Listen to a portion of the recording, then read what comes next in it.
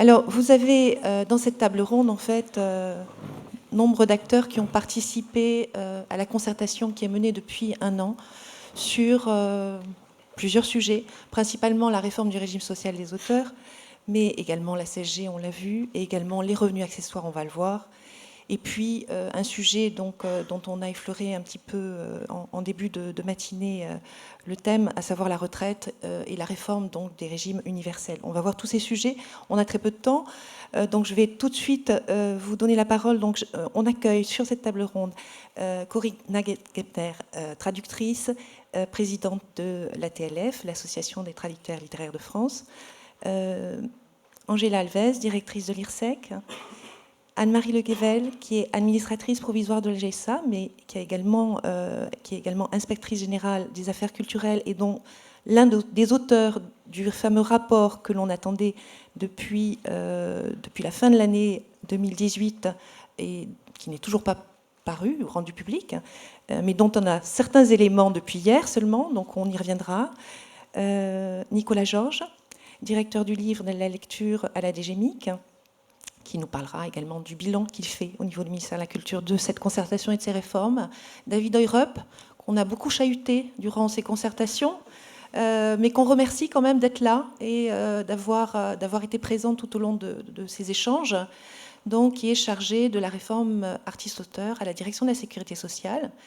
Et Cédric Bastelica, anciennement à AGSA, et aujourd'hui chargé du projet artiste-auteur à l'URSSAF. Voilà. Pas mal chahuté également. Voilà, donc à ma droite, on a pas mal chahuté nos interlocuteurs. Je vais tout de suite donner la parole à Corinna, qui va nous parler de la façon dont les auteurs ont vécu ces réformes sociales qui se sont télescopées. Merci, Corinna. Bonjour à tous. Alors, je vous prie d'excuser d'avance les quelques redites qu'il y aura nécessairement, inévitablement dans mon propos. Donc, j'ai 5 minutes, je vais être très essentielle. Et là aussi, ce sera voilà, un énoncé un peu sommaire d'un certain nombre de problématiques que vous connaissez tous. Simplement, en introduction, je voudrais rappeler l'importance des réunions de concertation qui se sont instaurées, donc très largement sans doute à la suite de la première partie des États généraux du livre, et saluer la disponibilité et la réceptivité des interlocuteurs que nous avons eus, comme Pascal l'a rappelé, souvent assez chahutés, mais qui ont eu véritablement à cœur de comprendre en fait les problématiques que nous essayions parfois, enfin tant bien que mal, de leur exposer, compte tenu de la complexité des situations. Donc voilà, je tiens à le souligner.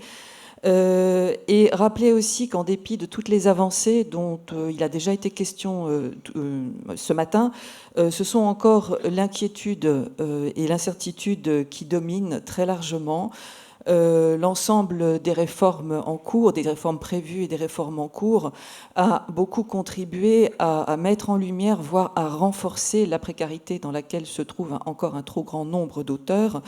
Et on est souvent amené à faire ce constat un peu désespérant parfois, un peu décourageant, qu'on travaille désormais davantage pour gagner moins.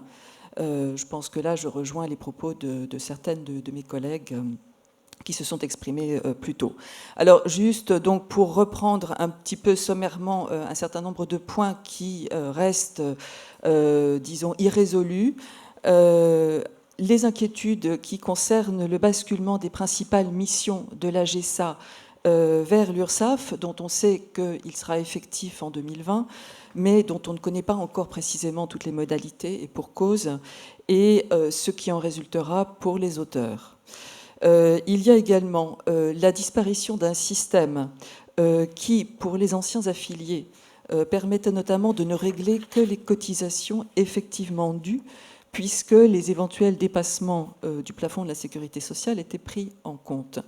Donc là, comment s'effectuera le remboursement des sommes qui seront éventuellement trop versées? De même, comment récupérera-t-on voilà, le remboursement de la CSG?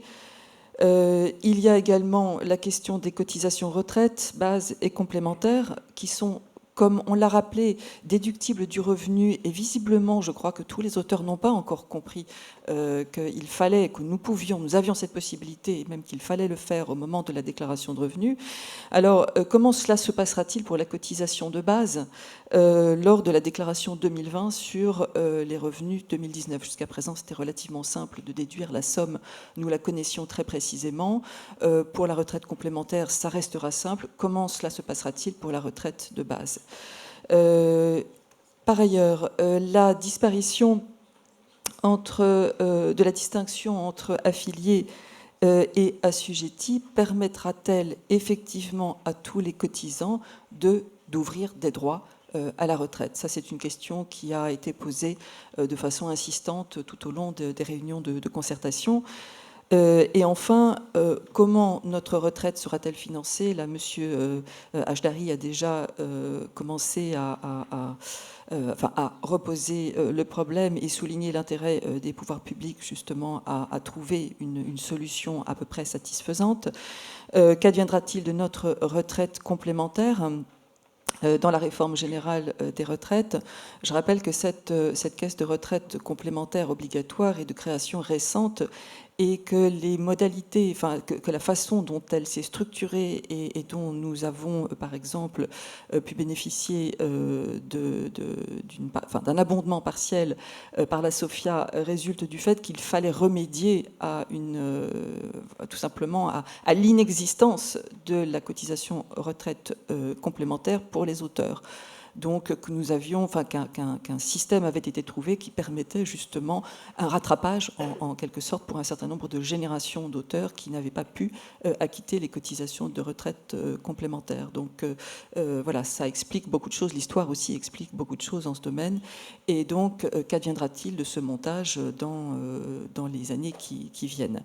Donc, pour conclure et pour résumer et laisser la parole à mes collègues, je crois que ce qu'on peut retenir de cette année, en dépit de tous les points positifs qui tiennent notamment aux échanges réguliers qui se sont instaurés entre les sociétés d'auteurs et les pouvoirs publics, on peut retenir que le bouleversement général du paysage est une source de troubles, d'inquiétudes persistantes pour les auteurs, avec notamment la dévolution des principales missions de l'AGESA à l'URSSAF.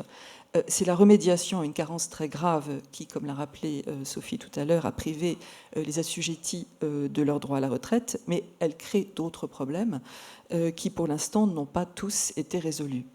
D'une manière générale, s'exprime une crainte largement formulée d'être écrasé par ce qu'on perçoit comme le rouleau compresseur des réformes en cours et notamment de la réforme des retraites. Voilà, donc je crois avoir indiqué en tout cas un certain nombre de points qui continuent de coincer et qui entretiennent tout simplement un état d'anxiété et d'incertitude qui sont, je pense, assez dommageables pour nous au quotidien. Voilà. Merci Corinna.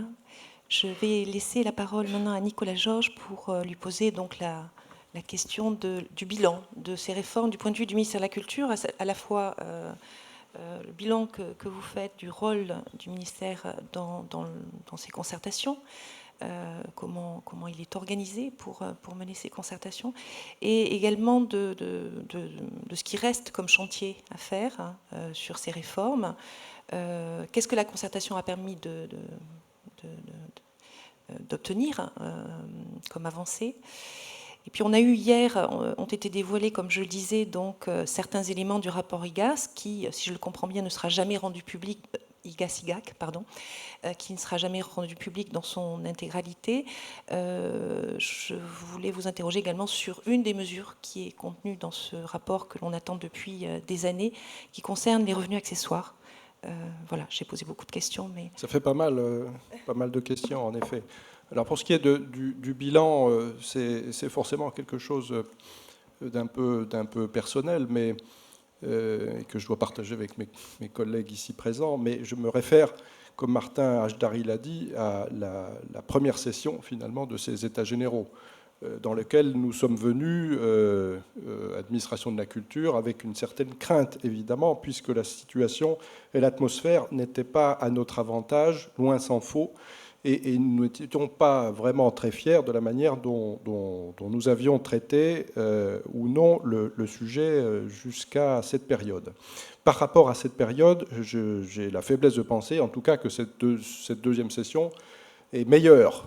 Je suis désolé, Marc-Antoine, si je le dis, mais en tout cas, du point de vue du travail très insatisfaisant qui avait été celui et qui avait été vécu comme tel par beaucoup de mes collaborateurs, de moi-même, et je le pense également au ministère de la Culture, la grande différence, c'est que nous avons pu travailler. Et nous avons pu travailler dans des conditions qui étaient parfois houleuses, mais qui étaient de bonnes conditions, donc régulières, avec un investissement très fort, et ça je tiens à le souligner, du ministère fondamental, qui est celui des Affaires sociales et de mes collègues des Affaires sociales, et que dans un temps record, parce que, encore une fois, l'année dernière, au même moment, nous ne savions pas si nous serions en capacité de basculer, de faire cette réforme du basculement à la cause. Ce sont des textes compliqués, invraisemblables à écrire, très, très, très techniques, qui prennent beaucoup de temps à rédiger, avec une concertation quand même approfondie à mettre en œuvre. Nous n'étions pas du tout certains que cette réforme, bonne ou mauvaise, mais en tout cas que cette réforme puisse se faire.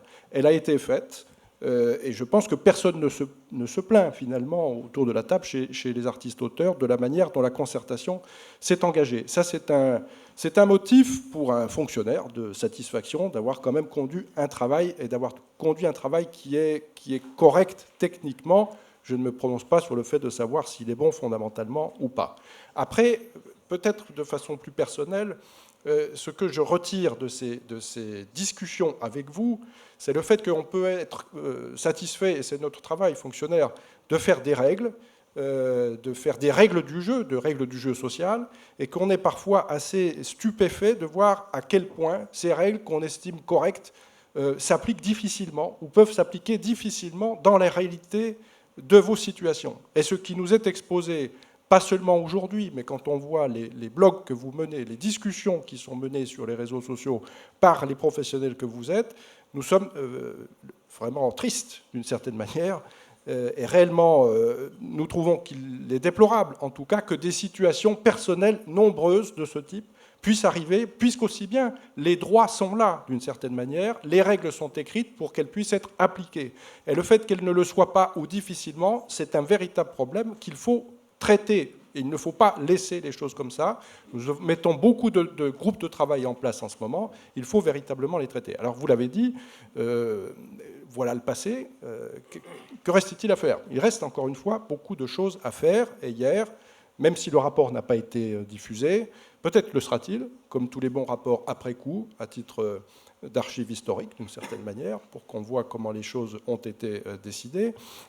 Beaucoup d'éléments du rapport ont été mis sur la table. Et il y a des chantiers importants qui restent à mener.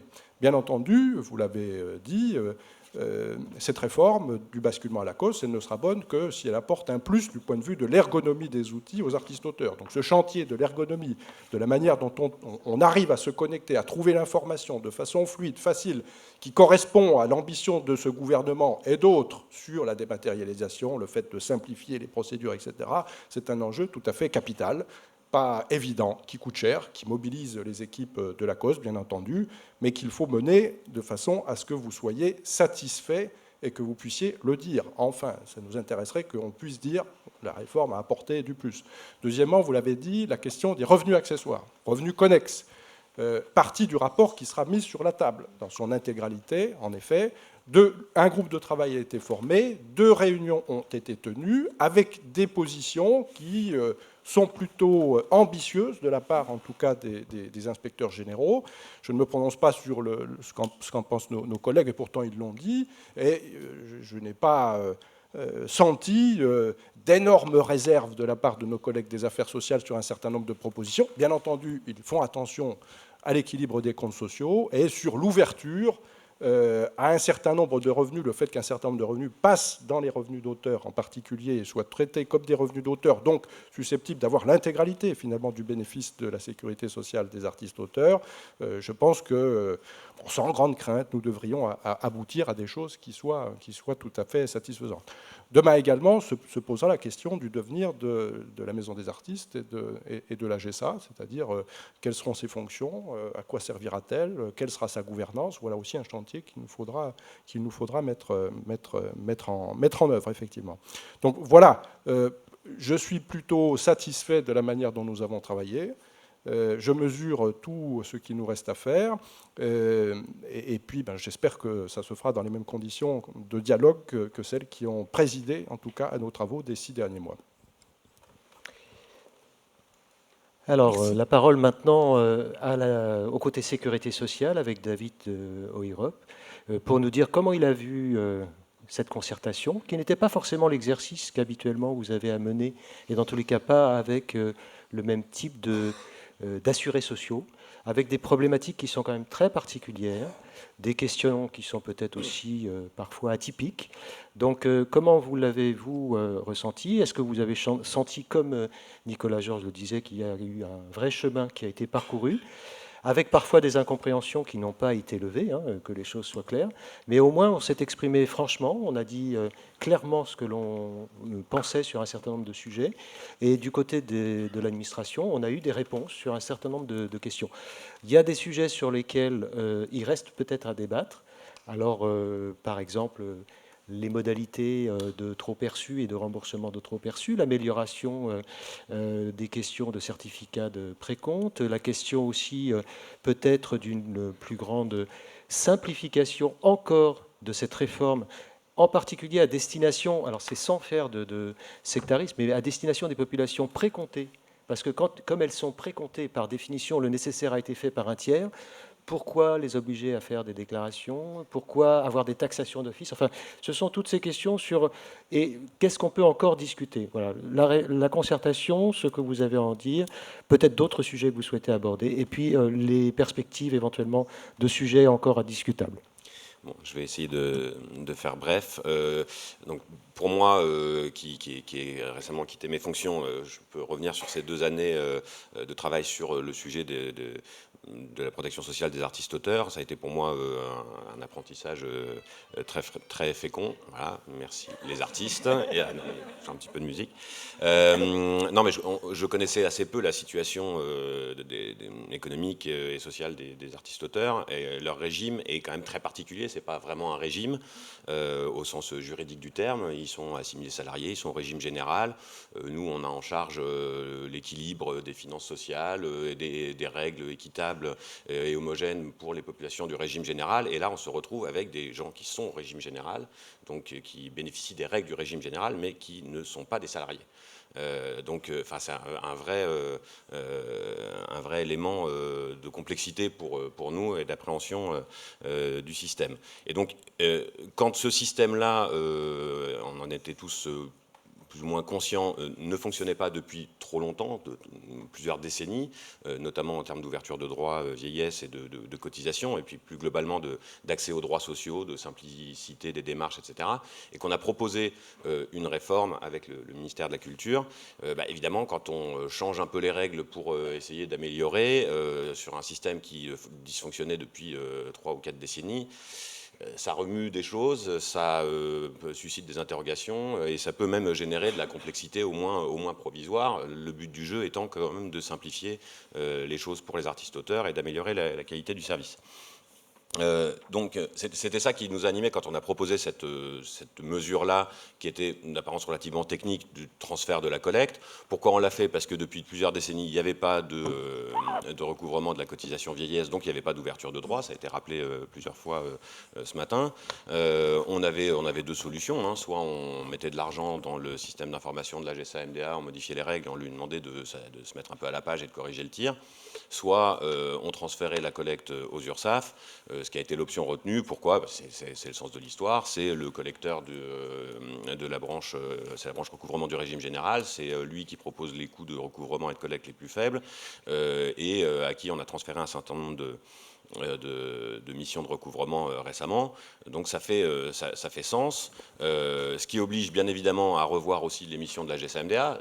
Ça a été évoqué plusieurs fois, si les effectifs ont été réduits, c'est pas parce qu'on avait envie de faire un plan social à la GSA-MDA, c'est pas du tout ça le propos, c'est que évidemment à partir du moment où on transfère les missions de recouvrement de la GSA-MDA, c'est quand même l'essentiel de ces missions, aux URSSAF, bien évidemment le budget et les éléments qui en découlent font qu'il y a besoin de moins de monde.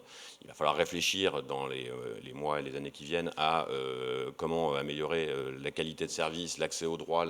Ça a été évoqué plusieurs fois et on en a bien conscience, notamment vis-à-vis des CPAM.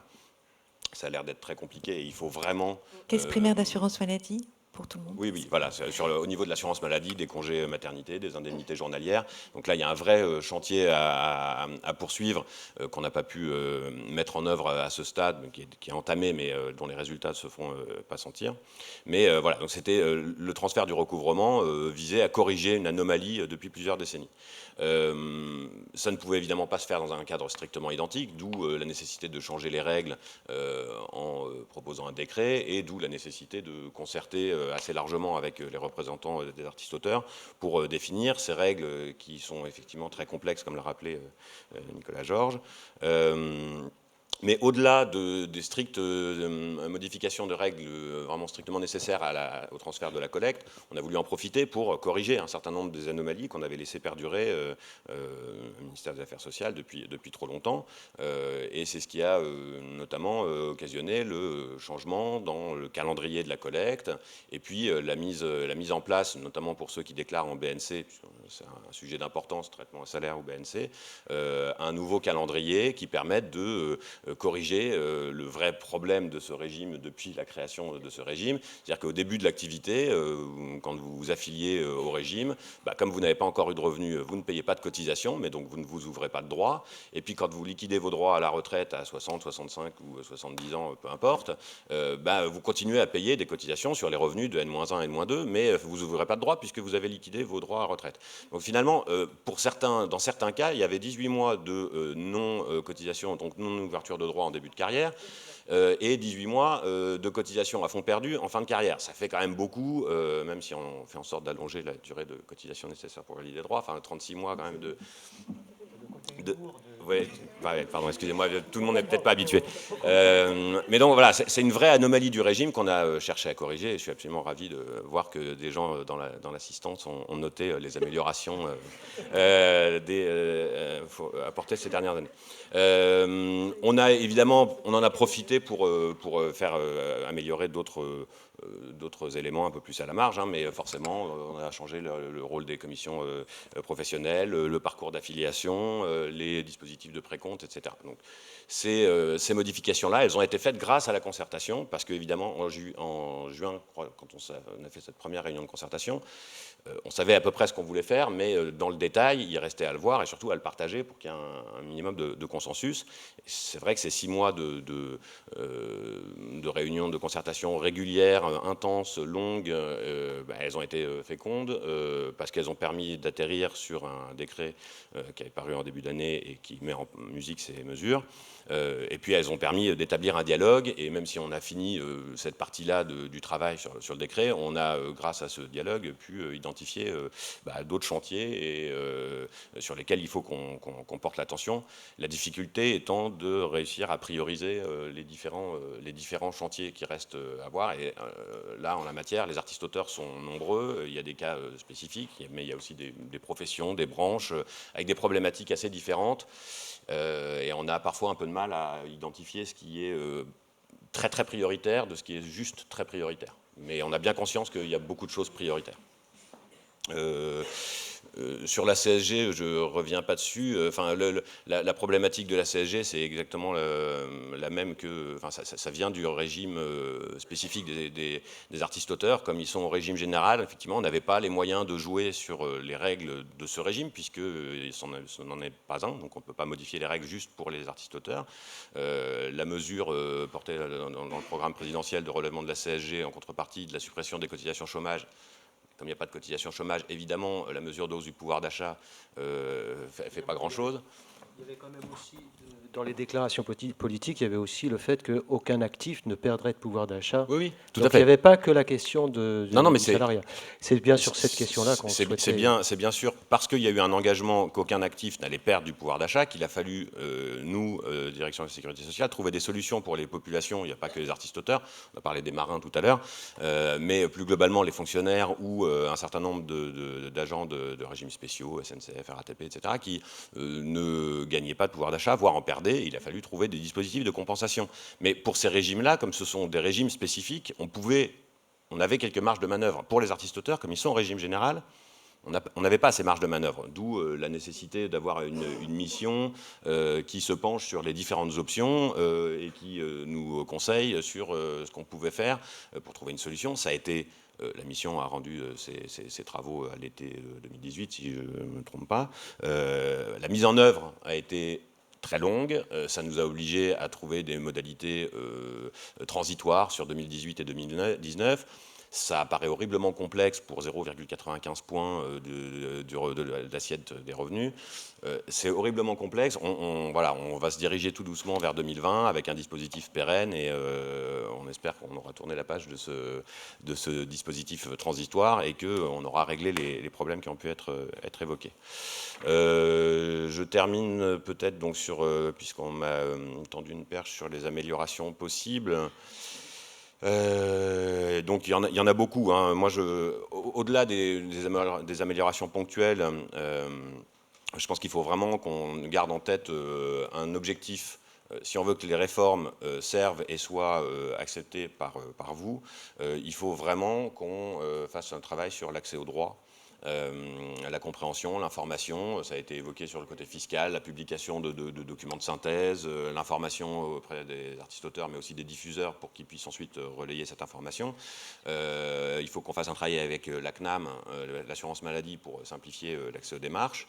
La répartition des rôles entre les URSSAF, les CEPAM, la GESA, MDA est encore en cours, va être amené à évoluer, mais l'objectif c'est quand même que vous ayez des interlocuteurs qui puissent vous répondre. Il y a un deuxième souci qu'il faut qu'on ait en tête pour tous les travaux à venir, c'est quand même l'équité du prélèvement. Il y a un vrai sujet, vous connaissez bien évidemment de finances publiques et de finances sociales, et donc il faut qu'on ait en tête cette importance du prélèvement, à la fois sur les montants, les masses financières en jeu, mais aussi sur l'équité vis-à-vis des autres populations d'assurés, que ce soit des travailleurs indépendants ou des salariés. Et à ce titre-là, sur les revenus accessoires, puisqu'il s'appelle encore revenus accessoires, même si une des recommandations possibles, c'est d'en changer le nom. Sur les revenus accessoires, on a, nous, de notre côté, tout à fait conscience qu'il faut faire évoluer le dispositif, le moderniser, le rendre applicable et éviter d'instaurer des règles et un encadrement qui soit inapplicable en pratique, parce que ça contribue à rendre les gens fous. C'est pas bien. Après, ça fait des dépenses de santé. Enfin bref, on retombe sur le problème des finances sociales. Ça va pas le faire. Donc il faut qu'on trouve des règles. Voilà. En revanche, compte tenu, encore une fois, du différentiel de taux de taux de cotisation entre les artistes-auteurs et les salariés ou les travailleurs indépendants, la possibilité de déclarer sous forme de revenus artistiques des revenus qui traditionnellement n'en sont pas, qui peuvent être de l'enseignement, qui peuvent être du conseil, qui peuvent être des choses comme ça, il faut qu'on l'encadre. Les revenus accessoires ne peuvent pas être juste des revenus artistiques qui ne sont pas vraiment, mais qui sont déclarés comme des revenus artistiques. Donc il faut qu'on trouve ensemble avec le ministère des Cultures, mais bien évidemment avec tous les représentants des artistes-auteurs, les règles intelligentes qui vont permettre d'encadrer correctement le dispositif et de le rendre applicable. Est-ce que vous pouvez nous en dire un tout petit peu plus sur ces revenus accessoires, sur les préconisations? Parce que jusqu'à maintenant, donc, on parlait effectivement de revenus accessoires par rapport à des revenus principaux. Oui. Il y avait en grosso modo deux catégories de revenus, les catégories donc dits droits d'auteur par nature et les catégories de revenus accessoires qui étaient limitées en plafond et en pourcentage de revenus. Là-dessus, est-ce qu'on prenait juste la ligne de la voie ouverte par le rapport IGAC? Il y a plusieurs étapes. Il y a la voie ouverte par le rapport IGAS-IGAC. Il y a les positions qu'on peut avoir les uns et les autres. Et puis, il y a la discussion qu'on doit avoir avec les représentants des artistes-auteurs. On l'a commencé. Il y a déjà eu 2 réunions de travail. Malheureusement, le sujet est vaste et long et complexe aussi. Donc, il va en falloir encore au moins 1 ou 2. Donc, ce que propose le rapport, c'est déjà de mieux catégoriser les différents types de revenus qui peuvent bénéficier aux artistes-auteurs. Il y a des revenus qui sont évidemment des revenus artistiques, de vente d'œuvres ou de droits d'auteur. Il n'y a pas de débat à avoir sur la nature de ces revenus, ce sont des revenus artistiques. Et puis il y a des revenus qui sont très éloignés de l'activité d'artiste, mais que les artistes-auteurs peuvent à un moment percevoir. Donc je pense à des ateliers ou à des participations à des événements divers et variés. Donc on catégorise bien ces revenus, qu'on identifie ceux qui sont des revenus principaux artistiques. Il n'y a pas de plafond, évidemment, il n'y a pas de limite, pas d'encadrement à faire. Et puis ces revenus qui sont un peu plus distants de l'activité de création artistique peuvent, sous certaines conditions, être déclarés comme des revenus artistiques et donc soumis à des cotisations de sécurité sociale au même titre que les revenus artistiques, relativement plus faibles que si c'était salarié ou une prestation de travailleur indépendant. Jusqu'ici, il y avait deux limites. Il y avait une limite en montant total. On ne pouvait pas dépasser 80% de 900 heures SMIC. Alors pourquoi 80% de 900 heures SMIC? Bon, je sais pas, la mission propose de passer à 900 heures SMIC.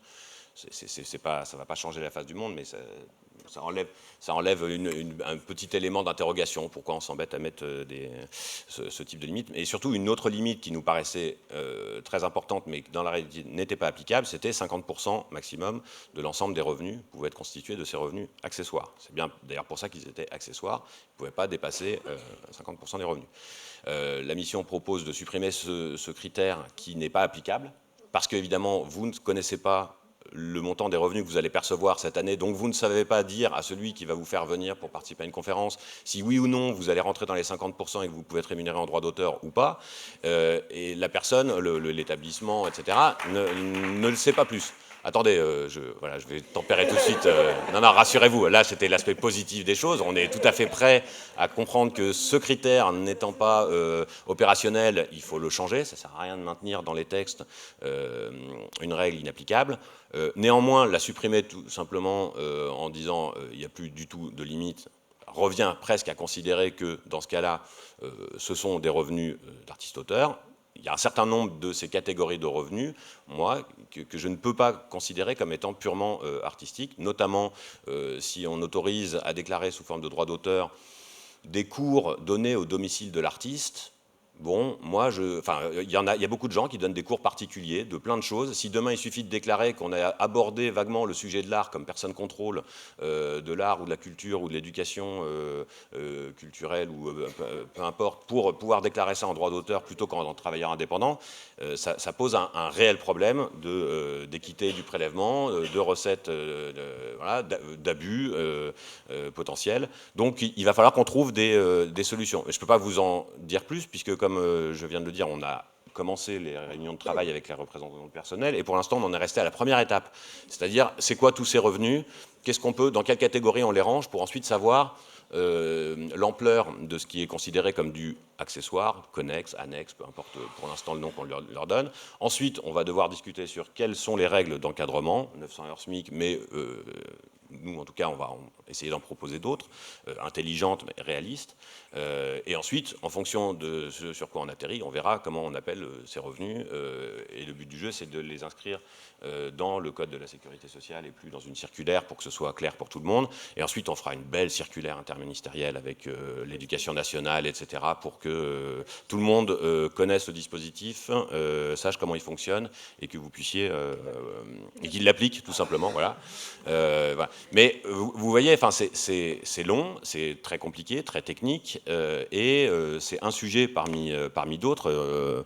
Emmanuel en a mentionné un certain nombre de pistes d'amélioration possibles. Vous n'avez parlé d'aucune des trois que j'avais mentionnées. Justement, la question c'est quelle est la priorité qu'on donne à ces différents éléments. Sur la régularisation des cotisations plafonnées, là je vais vous faire une réponse qui ne va évidemment pas forcément satisfaire tout le monde dans la salle. Il est parfaitement possible, et c'est ce qui est prévu, que quand un artiste-auteur a plusieurs diffuseurs ou plusieurs diffuseurs et qui perçoit donc des revenus artistiques de différentes sources, les URSSAF vont être en mesure de faire masse de ces revenus et de rembourser automatiquement à l'artiste-auteur ce qu'il a trop payé le plus rapidement possible. Je n'ai pas forcément le calendrier en tête. Par contre, contrairement à ce que... 6 mois après la fin de l'année. 6 mois après la fin de l'année. Non, alors, Après la déclaration artistique. ce qui est certain, c'est que quand on a des revenus différents, c'est-à-dire et artistiques et salariaux, là, le calcul ne peut pas être fait automatiquement. Parce que pour que le calcul soit fait automatiquement, il faudrait que l'URSSAF, dès qu'un artiste-auteur reçoit 1 euro de revenus artistiques, qu'il aille interroger toutes ses bases pour aller vérifier s'il n'y a pas eu un autre employeur dans le secteur privé. Ce qui pose des problèmes, pas simplement techniques, d'embolie des systèmes d'information de la cause, qui à chaque fois qu'il y a 1 euro, ils devraient aller rechercher, mais surtout d'accès, CNIL, liberté, croisement de fichiers. On peut pas faire ce genre de croisement. Donc, quand un artiste-auteur a par ailleurs des revenus salariés et qui pense être au-dessus du plafond, il faudra une fois qu'il a déclaré ses revenus, etc., qu'il fasse la démarche de demander à l'URSSAF le remboursement. Ce qui est le cas. Pardon ? Oui, c'est ça, effectivement. Je rappelle que le plafond de la sécurité sociale, le plafond annuel, est fixé à 40 524 euros. Oui, j'ai une question à ce sujet, pardon, c'est tellement dans le sujet, je ne vais pas prendre longtemps. J'étais présente à la première réunion de concertation en juin de l'année dernière, et j'avais évoqué le problème des gens qui, comme moi, sont écrivains, écrivent un livre tous les 3 ans, sont payés tous les 3 ans, ils peuvent éventuellement gagner 3 fois le plafond de la sécurité sociale, ou 2 fois, mais ne sont payés qu'1 année. Et donc, qui voudraient pouvoir surcotiser, alors surtout dans la mesure où maintenant on va être prélevé au-delà du plafond, plutôt que de demander le remboursement, de pouvoir étaler les cotisations sociales sur 2 ou 3 ans pour que 3 années comptent pour les années de la retraite, pour le calcul de la retraite, au lieu de 1 année sur 3. Alors effectivement, je ne me souviens pas forcément de votre intervention, mais les gens qui nous chahutent régulièrement nous la posent souvent. La possibilité de lisser les revenus, c'est quelque chose sur lequel on peut tout à fait envisager de travailler.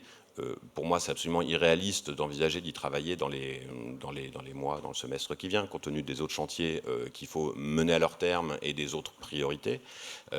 Néanmoins, ça me paraît complètement légitime ça me paraît légitime de s'interroger. Pour l'instant, ça n'existe nulle part dans la sécurité sociale, sauf pour les exploitants agricoles qui ont la possibilité de lisser leurs revenus sur 3 ans, parce qu'il y a des conditions climatiques qui font qu'il peut y avoir des très bonnes années de récolte et des très mauvaises années de récolte. C'est un peu la même chose. Les auteurs de livres, à part ceux qui écrivent un livre tous les ans, justement, c'est l'analogie, c'est vrai que pour l'instant, on avait parlé des marins, des cheminots, etc. On n'avait pas encore parlé des agriculteurs.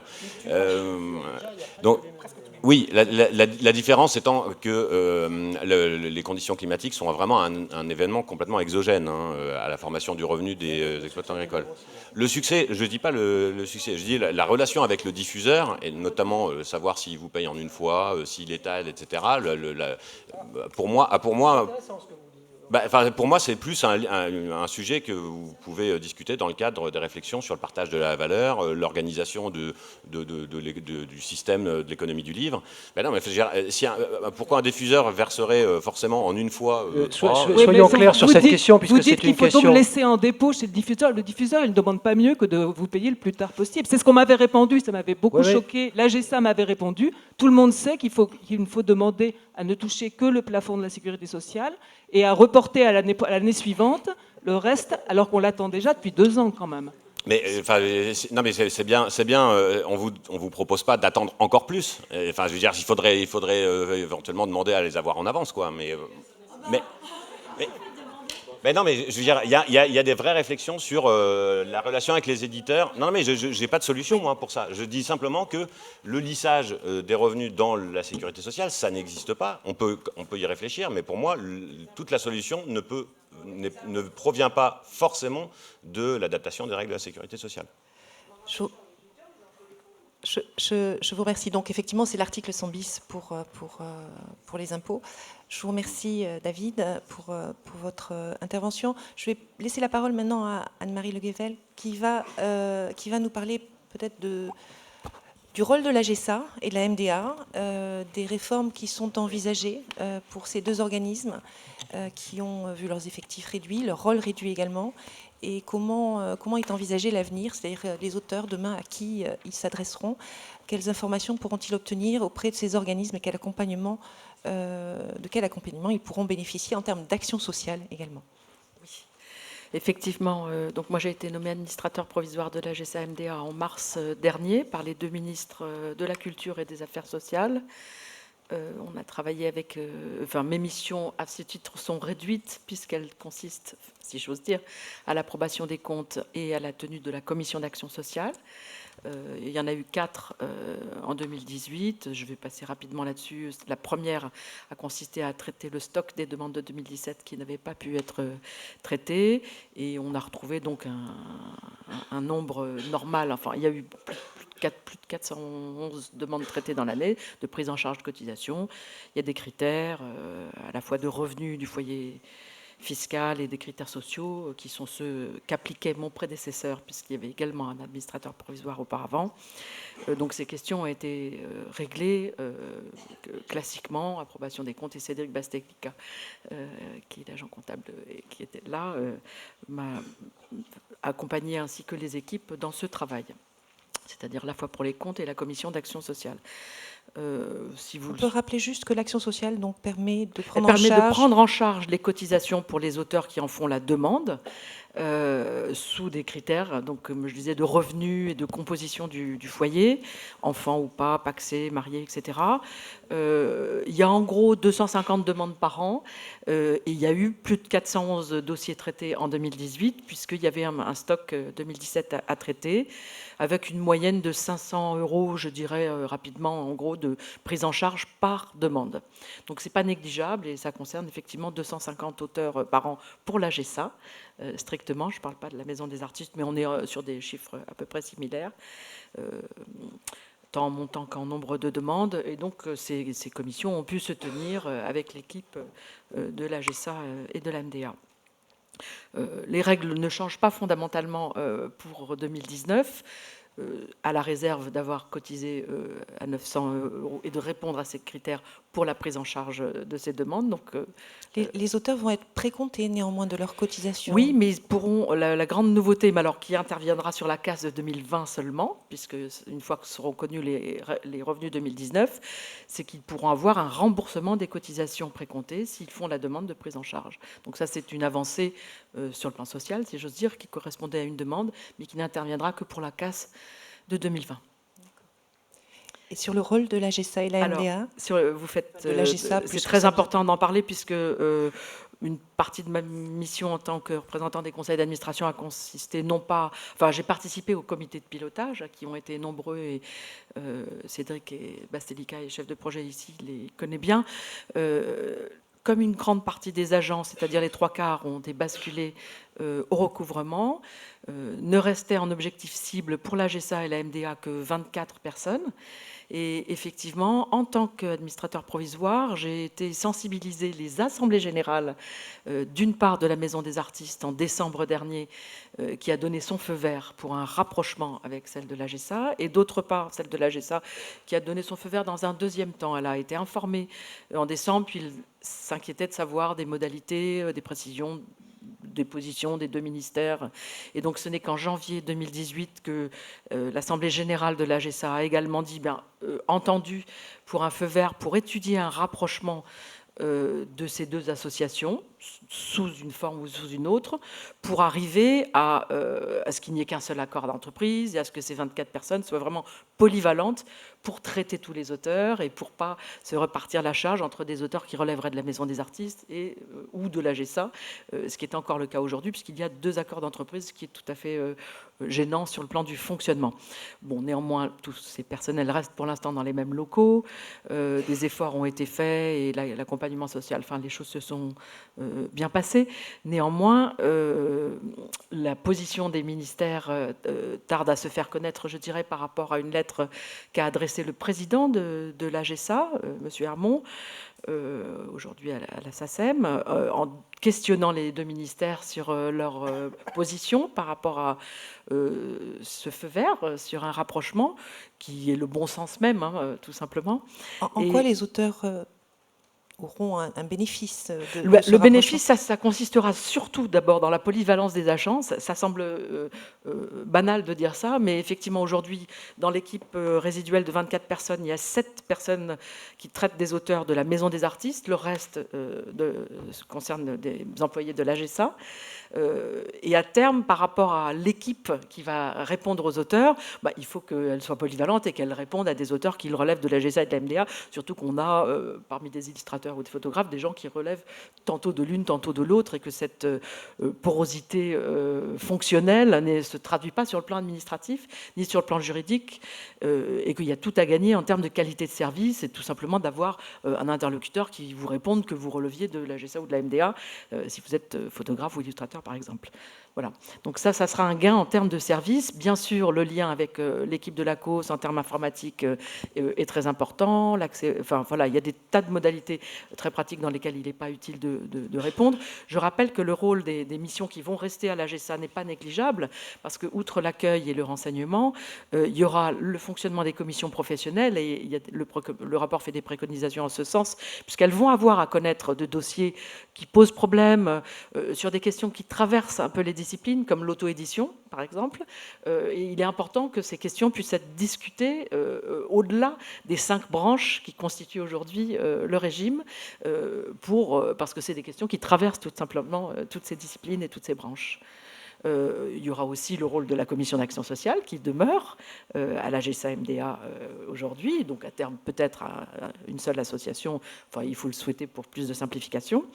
Le rôle d'accueil, le rôle de gestion tout simplement du champ du régime, parce que ce rôle des commissions des professionnels, il est vraiment de définir ce qui est la nature de l'activité, ce qui relève de l'amateurisme ou des abus qui ont été évoqués et qu'il est normal de sanctionner, ou de relever simplement.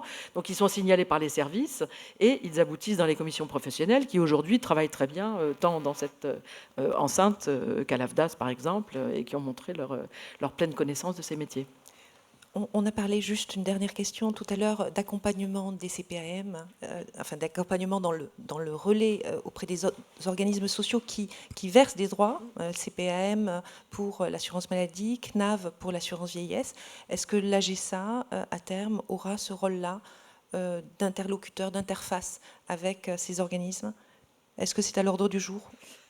La question de meilleure information est de toute façon posée de manière globale, tant sur le site de l'AGESA MDA où des efforts ont été faits et tout est perfectible et à chaque fois les équipes s'efforcent de donner un maximum d'informations, qu'en lien avec les CPAM et bien entendu, et avec l'URSSAF, bien entendu, ce lien d'information, il est souhaitable, souhaité, et tout sera fait. Il y a une préconisation du rapport qui fait cette recommandation, bien évidemment, qui concerne non seulement cette circulaire interministérielle, puisque beaucoup d'entre vous travaillent pour l'éducation nationale, pour la justice dans les prisons, pour le ministère de l'Agriculture dans les lycées agricoles, enfin que sais-je.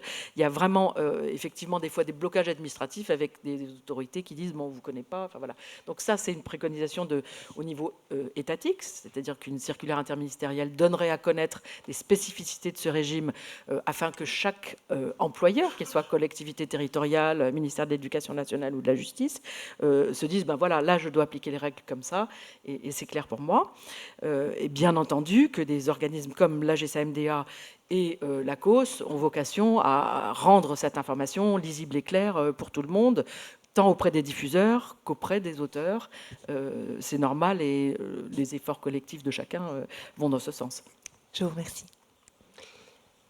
Cédric Bastelica, donc vous étiez MDA, vous étiez AGESA et maintenant vous êtes dans le programme annoncé comme directeur de projet artiste-auteur à l'URSSAF.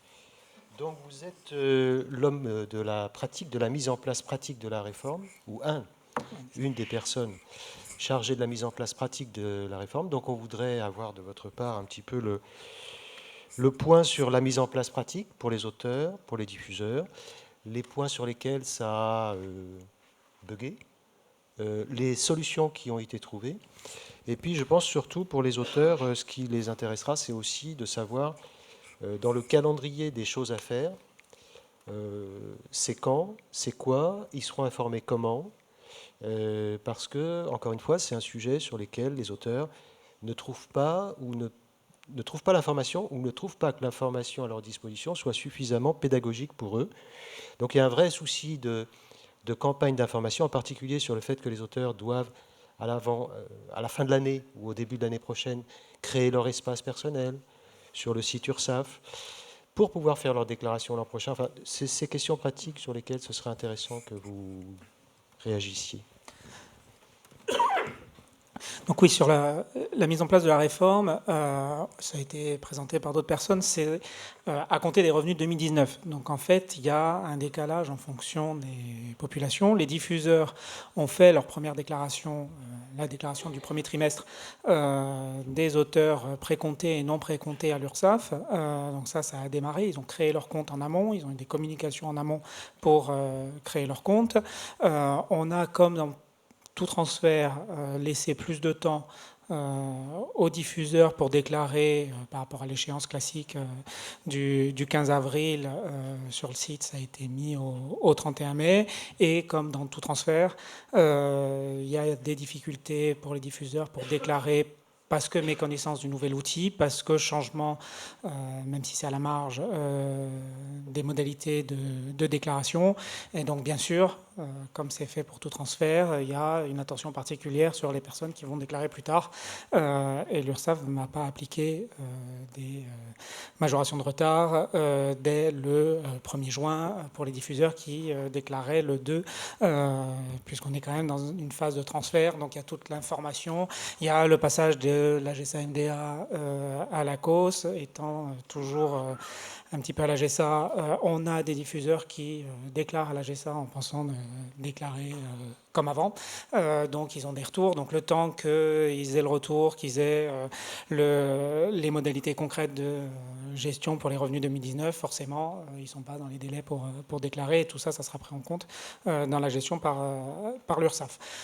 Sur les impacts auteurs, comme ce sont les revenus 2019, pour ceux qui sont précomptés côté diffuseur, les sommes sont précomptées par le diffuseur. Par contre, vous, en termes d'action, ce sera lors de la déclaration annuelle de revenus 2020 sur les revenus 2019 qu'il y aura une action du côté de la COS.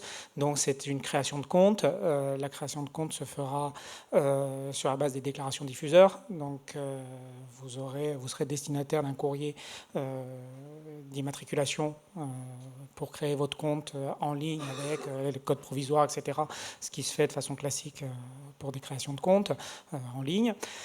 Pour les personnes qui déclarent en BNC, donc qui ont un SIRET, on est sur un fonctionnement un peu différent puisqu'on a, dans le cadre de la réforme, créé une contemporanéisation. C'est pas simple à dire en fait. Ça n'existe pas. Voilà. Mais du coup, j'ai repris celui de Pascal, mais c'est celui qu'on utilise en réunion de concertation. On est sur un fonctionnement où la personne paiera des cotisations par rapport à ses revenus de l'année pour s'ouvrir des droits sur l'année et non plus avec ce décalage qu'évoquait David de 18 mois en début d'activité. Donc ça nécessite d'avoir une création de compte en amont pour qu'au 15 janvier, les premières cotisations soient versées par les auteurs. Donc il y aura la même démarche d'invitation à créer le compte en amont. Je peux vous interrompre 2 secondes. Vous venez de parler d'une date pour les BNC 15 janvier pour la création de compte. Ça veut dire que c'est pas à cause des paiements de cotisation, mais ça veut dire que pour les traitements et salaires, la date de création ne sera pas la même ? Non, en fait, il y a pour pouvoir payer au 15 janvier. C'est nouveau, hein, donc il faut nous le dire.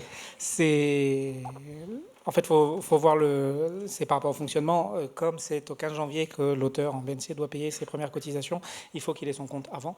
Le déclarant précompté va avoir la déclaration pré-remplie du diffuseur qui va basculer dans sa déclaration qui lui sera proposée de façon pré-remplie.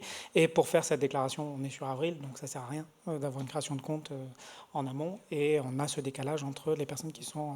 ça sera quand alors ? Pour les traitements et salaires pour les traitements et salaires, la création de compte sera quand alors ? Elle sera dans le premier trimestre 2020 pour permettre une déclaration en avril 2020. Donc entre le 1er janvier et le 31 mars.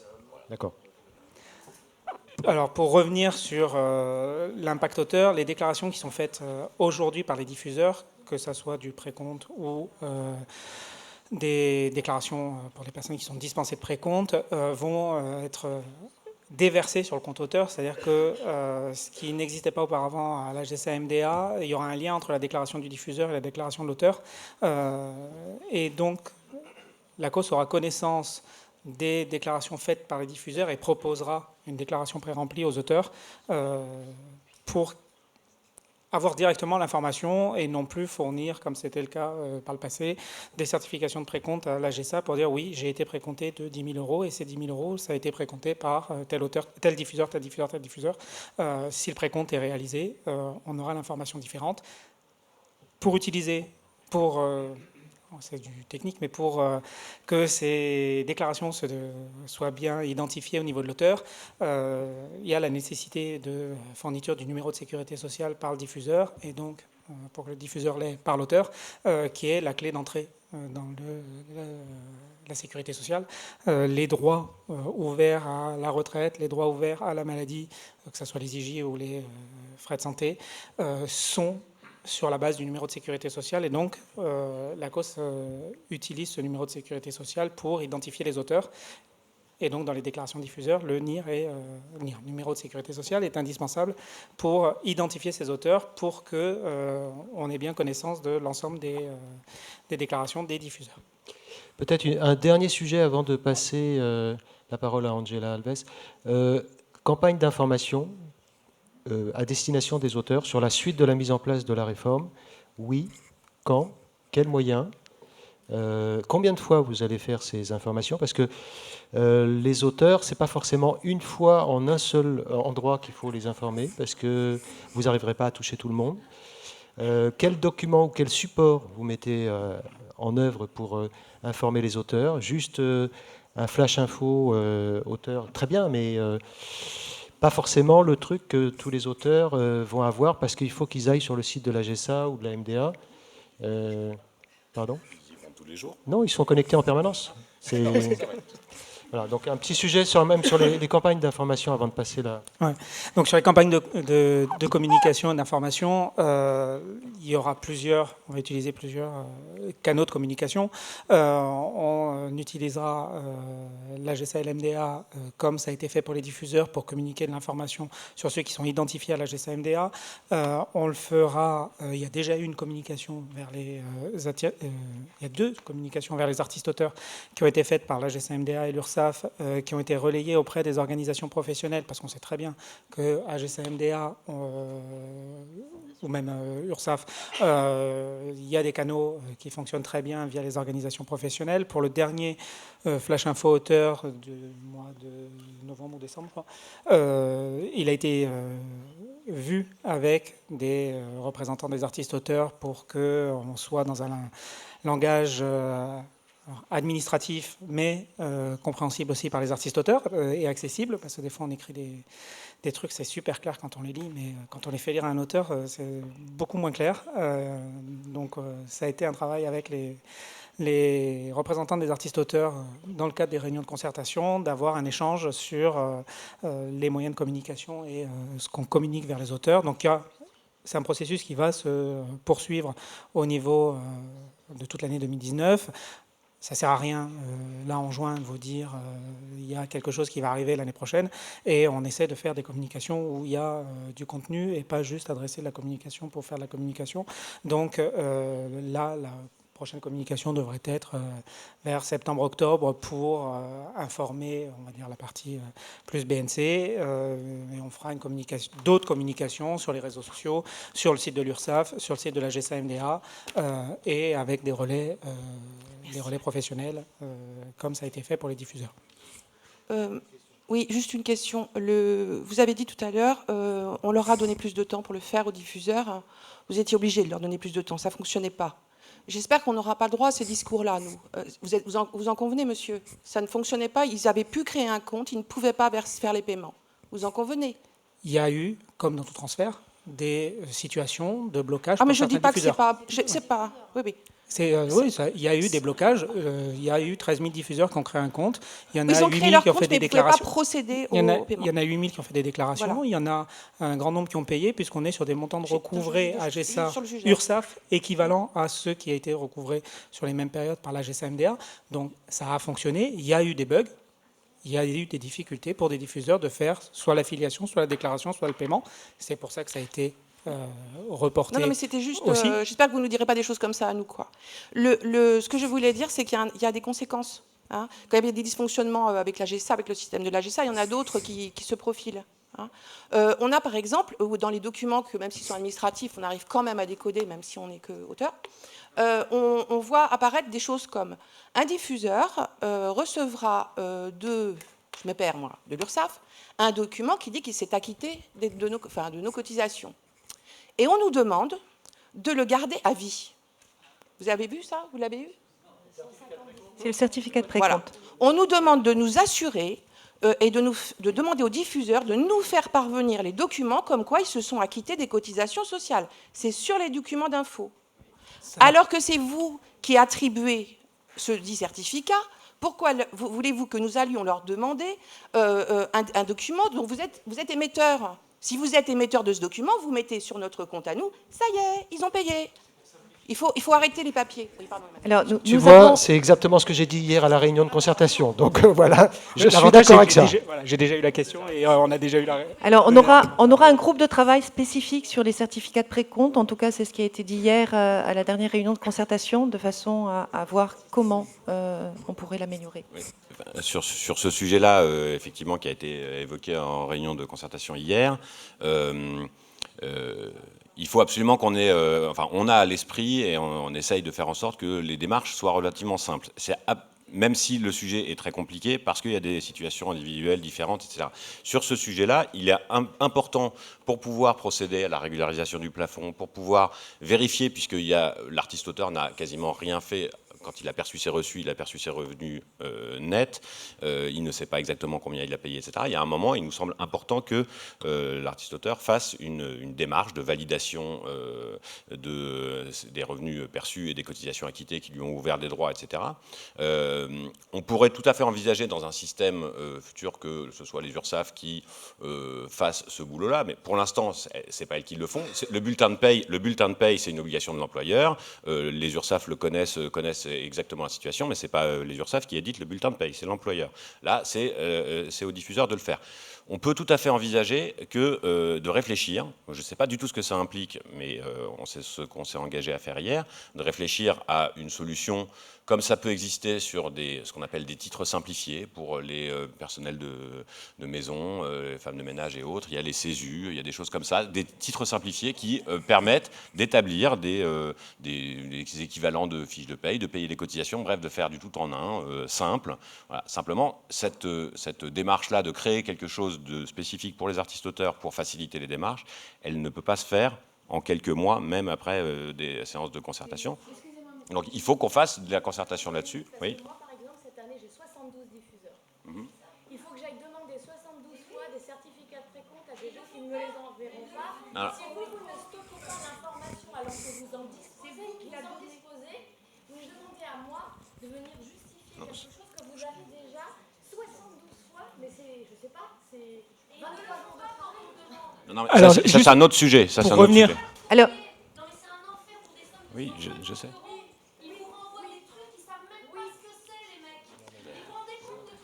Alors juste. Alors, on...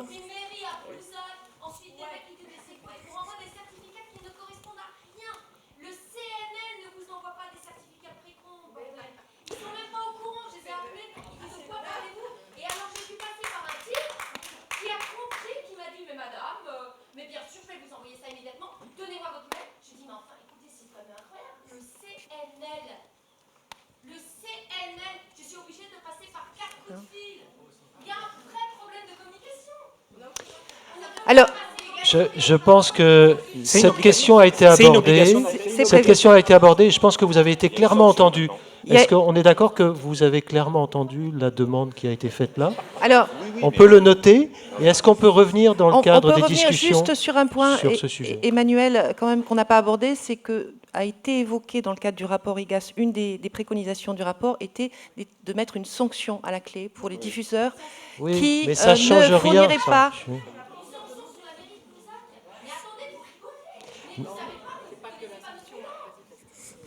Non, mais je pense que, Allez-y, parce que le point de vue a été exposé. Il y a un vrai sujet de réalité pour les auteurs. Je comprends ou j'entends éventuellement la position que vous pouvez avoir en termes de règles rigoristes. C'est à l'employeur ou à l'équivalent de l'employeur d'établir ce document. Malgré tout, le système, la réforme nous est présentée comme étant une réforme favorable aux auteurs, nous est présentée comme étant une réforme qui pourra simplifier la vie des auteurs. Et là, sur ce plan-là, sur ce point particulier, il n'y a pas de simplification, il y a même une complication. Il y a il y a 2 ou 3 sujets comme ça, où franchement, il faut encore travailler sur le sujet et trouver des solutions. Est-ce que le système d'information de l'URSSAF le permettra ? Aujourd'hui, il a été construit par rapport à la règle qui est une certification de précompte est remise par le diffuseur. Le service qui a été créé, c'est que le diffuseur puisse récupérer automatiquement, après sa déclaration, des certifications de précompte. Parce que ce qui ressortait des réunions de concertation, c'était que les diffuseurs ne connaissaient pas et ne savaient pas les remplir. Donc on a dit, bon, on va fournir une certification de précompte qui sera pré-remplie des déclarations effectuées pour que le diffuseur n'ait qu'à la télécharger et la remettre à l'auteur. Donc c'était quelque chose qui, aujourd'hui à la GSA, vous avez une maquette de certification de précompte à destination du diffuseur pour qu'il puisse la pré-remplir, pour qu'il puisse la remplir. Normalement, le texte, c'est un diffuseur, une fois qu'il a fait le précompte, il fait une certification de précompte et il la remet à l'auteur. Et ça doit respecter les formes d'un arrêté qui a été d'ailleurs mis à jour dernièrement. Ça, c'est la règle. Ensuite... Si on peut être plus intelligent que le texte, soyons-le. Mais non, après, c'est de l'illégal. Non.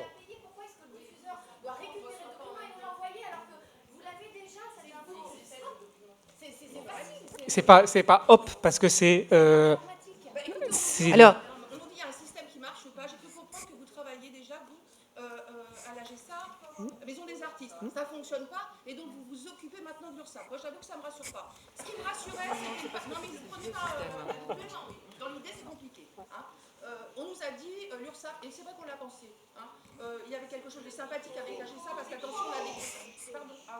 Pardon. Il y avait aussi autre chose à la GSA, c'est qu'on avait des contacts individuels avec les personnes. Je ne sais pas si vous remboursez le déplacement pour prendre rendez-vous à l'URSSAF Limousin, mais moi, je n'irai pas en rendez-vous à l'URSSAF Limousin, parce que ça, ce n'est pas pratique non plus. 4,7% des chiffres ABDAS des auteurs qui habitent dans cette région-là, c'est quand même subtil de nous mettre l'URSSAF là-bas. Bon, mais ça, c'est une chose. Mais ce qu'on s'est dit, très sincèrement, on sait bien qu'il y avait un problème de recouvrement, et j'espère qu'on y reviendra, sur le préjudice fait aux auteurs par l'absence de recouvrement qui ne nous incombe pas. Mais ça, c'est autre chose. Mais là, on s'est dit, bon, ça va être plus compliqué, ça va être loin, ça va être plus administratif, ça va être plus sec. Mais on est pas mal à s'être dit, ouais, quand même, il y a un truc bien, c'est que ça va être plus sec. C'est-à-dire qu'on n'arrive pas à être payé, eh bien, l'URSSAF, elle va s'en occuper. On s'est dit des choses comme ça. Et là, on nous embrouille la tête avec ces démarches administratives. Prenez-les, c'est les vôtres. Vous leur demandez de faire des choses, vous émettez des documents, vous nous transférez ça dans notre compte auteur, on voit que c'est écrit et c'est tout. Si c'est un manque de compétences informatiques, je suis sûre qu'on peut vous suggérer des cabinets qui sauront le faire. Il n'y a pas de problème. Merci beaucoup. On va continuer, cette table ronde est terminée par un sujet important, donc il nous reste très peu de temps. Je vais donner la parole à Angela Alves, directrice de l'IRSEC, pour nous parler du calendrier de la réforme des retraites, du régime universel des retraites envisagé par le Haut-Commissaire à la réforme des retraites, de nous parler également de la façon dont se déroule la concertation et des enjeux pour les auteurs de ce sujet-là. Tout ça en 2 minutes. Bien sûr, alors je vais faire court. Alors déjà, bonjour, voilà, je vais donc conclure. Voilà, 10 secondes. La réforme des retraites, c'est un vaste sujet. Alors, juste pour préciser, ce n'est pas l'IRSEC qui mène cette réforme, c'est le Haut Commissariat à la réforme des retraites, à la demande donc du gouvernement et du président qui l'avait annoncé donc dans son programme électoral.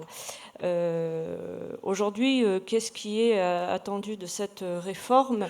faut dire que la phase de concertation avec les artistes-auteurs est toujours en cours, donc c'est un petit peu délicat d'annoncer un contour exact de cette réforme.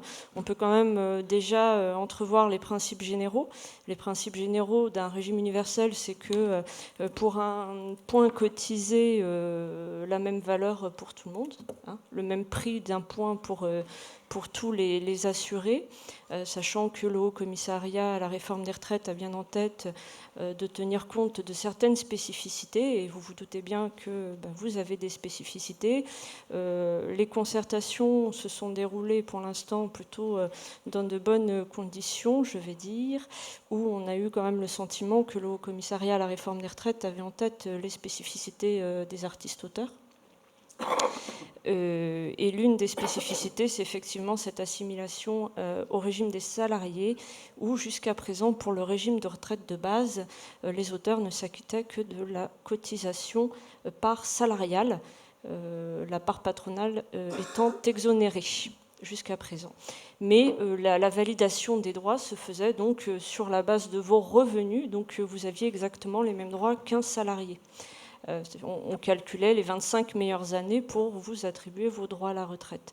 En passant dans un régime universel en points, ce n'est plus une moyenne des années qui sera calculée, c'est vous aurez des points qui vous seront attribués tous les ans, et au moment de votre départ en retraite, on vous donnera donc la valeur de ce point, et vous aurez donc le montant de votre retraite. Donc le système dans un régime universel ne peut plus se poser comme auparavant, avec une simple exonération de cette part patronale. Il faut donc qu'il y ait une prise en charge de cette cotisation patronale. Mais je crois que tout le monde a bien en tête, que ce soit le ministère de la Culture qui travaille sur le sujet, le ministère des Affaires sociales et le Haut Commissariat à la réforme des retraites. Je pense que personne n'a cette velléité de faire porter sur les auteurs cette part patronale. Mais en tout cas, je pense que vos organisations professionnelles sont vigilantes là-dessus. Se poser un autre sujet pour les artistes-auteurs sur cette réforme, c'est la préservation des droits. Voilà. Alors là-dessus, il fallait distinguer deux sujets, les droits acquis jusqu'à présent, et là-dessus, le Haut Commissariat a toujours dit qu'il ne serait pas touché aux droits acquis jusqu'à présent, qui seraient transposés dans le régime universel, et se posera ensuite la question des droits qui seront acquis pour l'avenir. Est-ce que, à cotisation égale par rapport à aujourd'hui, les auteurs valideront les mêmes droits ? Et là-dessus, il y a un petit sujet sur lequel travaillent donc vos organisations professionnelles et le Haut Commissariat à la réforme des retraites, qui n'est pas encore tranché. Effectivement, vous avez aujourd'hui des régimes de retraite complémentaires, ceux gérés par l'IRSEC, qui vous offrent des rendements assez élevés, donc de meilleurs droits à la retraite que ce que pourrait offrir le régime universel. Tout le monde en a conscience, donc l'idée, ce serait une entrée progressive dans le système universel afin de ne pas dégrader vos droits à la retraite de façon brutale, et de lisser aussi d'éventuelles augmentations de cotisations pour certaines catégories qui ont été identifiées. Il a été évoqué tout à l'heure, notamment pour les personnes sous ce qui était le fameux seuil d'affiliation, et qui, effectivement, dans un régime universel, cotisation égale pour tous, c'est une cotisation au premier euro pour tous. Voilà. Je ne sais pas si j'ai tout dit. J'ai peut-être oublié quelque chose. Je pense que l'essentiel a été dit et Ouais. qu'on ne va pas rentrer dans le détail des taux, Tout etc. En plus, c'est des sujets qui sont assez mouvants en ce moment. Je voudrais juste, moi, m'adresser à la DGMIC, si vous avez des informations sur ce point-là, parce que c'est quand même le point crucial. C'est est-ce qu'on va effectivement maintenir les principes de la loi de 75 en faisant en sorte qu'il y ait une prise en charge de l'absence de part patronale sur les cotisations retraite des droits d'auteur, quand le ministère va faire des annonces fermes et définitives sur ce sujet-là, pour rassurer les auteurs, au moins sur le fait qu'ils n'auront pas effectivement à subir des hausses de cotisation pour permettre la prise en charge de cette part patronale. Je ne sais pas si j'ai été claire. Oui, mais je ne sais pas si je peux répondre, parce que la seule consigne que j'ai, d'ailleurs je pense comme David Warup, c'est qu'aujourd'hui je ne peux rien dire. Et je pense qu'effectivement, nous pensons que, et je suis même persuadé qu'il ne s'agira que d'annonces de très haut niveau, c'est-à-dire vraiment au sommet du gouvernement, et qu'elles toucheront vraiment l'ensemble de l'équilibre du régime. Alors, a priori, en tout cas, les textes devraient être remis et déposés avant l'été, me semble-t-il. Enfin, ça, c'est des choses qui sont plus ou moins connues et plus ou moins dites par le chef du gouvernement. Et ça nous donne un peu le calendrier des annonces. Donc c'est entre maintenant et peut-être, je ne sais pas, le 14 juillet ou quelque chose comme ça, ou la fin du mois de juillet. C'est un peu ce qu'on peut pressentir. David, je ne sais pas si vous avez quelque chose. Rien à ajouter, je ne parlerai qu'en la présence de mon avocat. Est-ce qu'on a le temps d'une ou deux questions peut-être. Donc on vous laisse la parole quelques instants, peut-être 5 minutes. Ça vous va? Puisqu'on est déjà en retard de 15 minutes sur le programme. Monsieur? Oui, j'apprécie le côté revendicatif, notamment ce qui concerne le droit d'auteur. C'est vrai qu'une maison comme l'Harmattan, quand même, qui ne donne pas de droit d'auteur, par exemple dans les collections de sciences humaines, en dessous de 500 exemplaires, alors que c'est la moyenne en sciences humaines, c'est 500 exemplaires à peu près, c'est un petit peu osé. Par contre, je pense qu'on devrait se défendre en même temps que les petites maisons d'édition qui, elles, ne pourraient pas du jour au lendemain augmenter beaucoup les droits d'auteur. Donc, alors, on abordera ces questions. On abordera ces questions cet après-midi. Oui, je reviens juste sur la question du certificat de précompte, puisque justement il a été fait allusion au chèque emploi-service universel. Pourquoi ne serait-il pas possible de mettre en place un système équivalent où dans le CESU, le chèque emploi-service universel, à la fois l'employeur et l'employé ont accès au bulletin de salaire? Donc ça répondrait aux préoccupations des auteurs. Mais merci de la question. Alors déjà, je peux vous rassurer, c'est que vos représentants, pendant les réunions de concertation, n'ont pas attendu cette séance pour nous poser la question plusieurs fois. Ils reviennent régulièrement à la charge. Malheureusement, enfin, comme je l'ai dit tout à l'heure, on a ouvert pas mal de chantiers, soit parce qu'on a identifié des problèmes à corriger, soit parce qu'il y a des choses qui se sont rajoutées et greffées dessus, je pense à la CSG. Tout ça nous a mobilisé énormément. On n'a pas pu ouvrir tous les chantiers en même temps. Ce sujet des certificats de précompte qui a été remonté dès les réunions, quand on avait commencé à préciser les choses, donc je dirais dès l'automne dernier, a bien été identifié. On était à cette époque-là dans la rédaction du décret pour que au moins le transfert du recouvrement soit opérationnel. On est en train de le gérer. On a commencé les travaux sur les revenus connexes, qui était une énorme attente de la part des artistes-auteurs. On a fini d'écrire les textes sur la CSG. Donc voilà, je ne peux pas vous dire plus que ce que j'ai dit tout à l'heure et ce que j'ai proposé ou ce qui a émergé de la réunion de concertation hier. C'est-à-dire, oui, effectivement, sur le papier, on peut concevoir, envisager un système de ce type. Il faut pour ça qu'on regarde ce que ça implique, comment ça pourrait fonctionner, ce que ça implique en termes de moyens. Mais je vous rassure, on trouvera, si c'est intelligent et que ça répond à une attente, on trouvera les moyens de le mettre en œuvre. Mais par définition, ça nécessite d'abord d'en discuter entre nous, puis avec l'URSSAF, les développeurs, etc., pour avoir une idée de ce que ça représente. Ensuite, avoir un calendrier. Tout ça va être long. Et pour le moment, malheureusement, on n'est pas complètement outillé pour mener de front tous les chantiers. Donc on va essayer de finir le chantier revenu connexe, d'avancer les autres chantiers, notamment accès aux droits, qui nous semble très, très important. Pourquoi pas commencer une réflexion sur cette piste-là. Mais malheureusement, je suis obligé de vous dire que ça ne pourra pas aboutir sur quelque chose de concret pour vous dans les mois qui viennent. Ce serait illusoire et mensonger de ma part de le promettre. Une dernière question.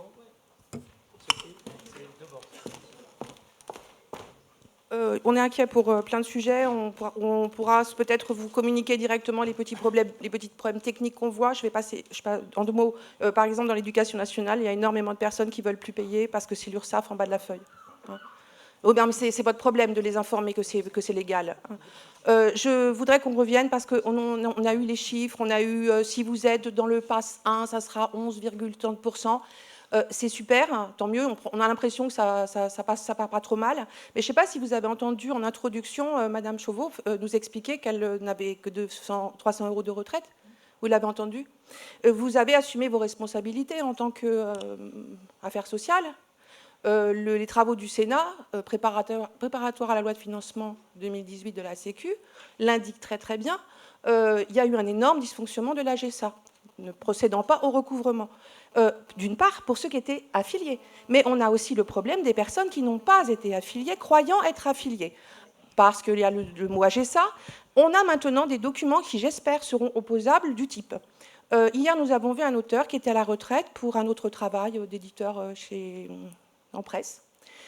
Et à la retraite, déjà depuis 1 an ou 2, on lui demande, l'AGSA la retrouve, et lui dit qu'elle a trop de droits d'auteur, qu'elle doit payer ses charges, elle doit s'inscrire, elle doit s'affilier obligatoirement.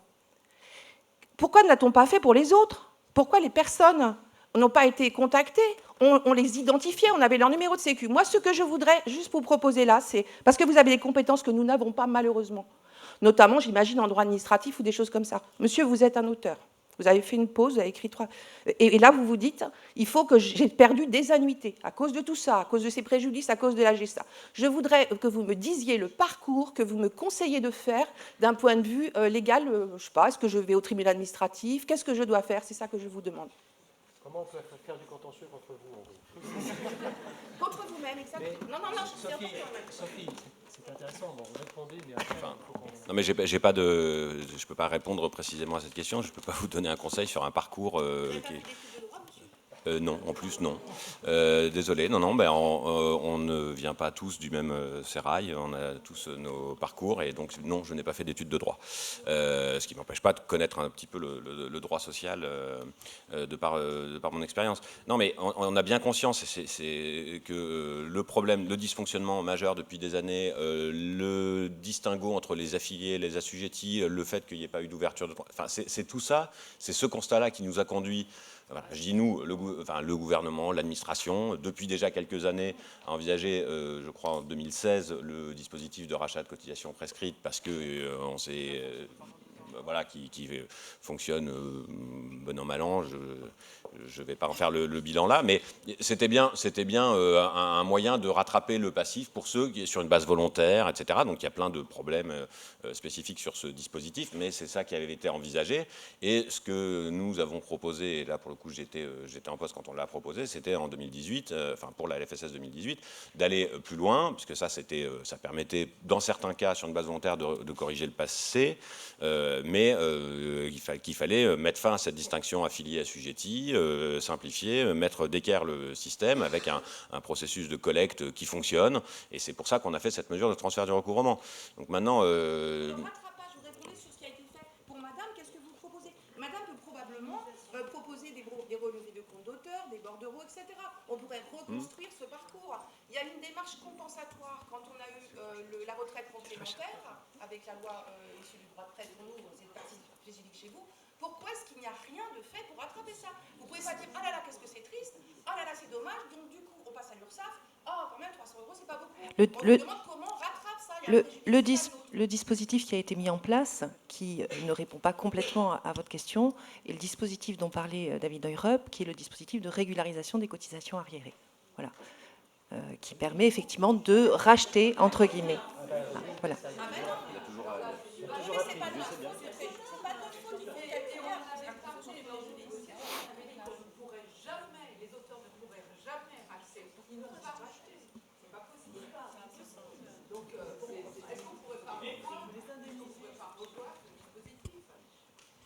Déjà l'évaluer parce qu'on ne sait pas du tout combien de personnes en ont bénéficié. Il y a eu 1 an de retard parce que ce n'était pas possible de le gérer en 2018 à cause des questions de prélèvement, enfin de crédit d'impôt, etc. Enfin, on pourrait à tout le moins effectivement faire une évaluation du dispositif de régularisation des cotisations prescrites pour voir si il a bénéficié à un nombre significatif de personnes, dans quelles conditions, et voir dans quelle mesure il ne serait pas opportun ou possible, sur des cas précis de ce genre-là, de l'ouvrir ou de l'envisager autrement, en particulier en faisant sauter les coûts supplémentaires de rachat des cotisations prescrites. Payer les cotisations qui n'ont pas été payées, Ça, c'était le moins. Là où on a commencé à dire que ça n'allait pas, c'était tout le dispositif qui faisait qu'il fallait faire à monnaie constante une réindexation de tout ça. Mais on ne va pas pouvoir rentrer dans le détail, mais ça serait ça éventuellement. C'est-à-dire qu'une autre piste pourrait être, une fois ce bilan établi du rachat des cotisations, d'interroger les présidents de l'AGESA, de l'Assemblée générale de l'AGESA, pour voir, puisqu'il en a la possibilité de solliciter les conseils d'administration qui vont être nommés ou que je représente pour l'instant temporairement, pour que la commission d'action sociale puisse, à titre transitoire ou temporaire, examiner ce bilan et créer une sorte de fonds d'accompagnement de ces retraités précaires de l'AGESA qui effectivement ont pâti d'un système d'information, un système informatique défaillant, pointé par de nombreux rapports IGAS-IGAC depuis des années, effectivement. Voilà. Il faut qu'on conclue la... On va conclure la séance, du coup. Voilà, je remercie tous les intervenants, bien sûr, d'être venus et de s'être prêtés à l'exercice. Merci beaucoup. On vous retrouve à 14h, c'est bien ça, Emmanuel ? 14h précise. Bon appétit. Merci beaucoup.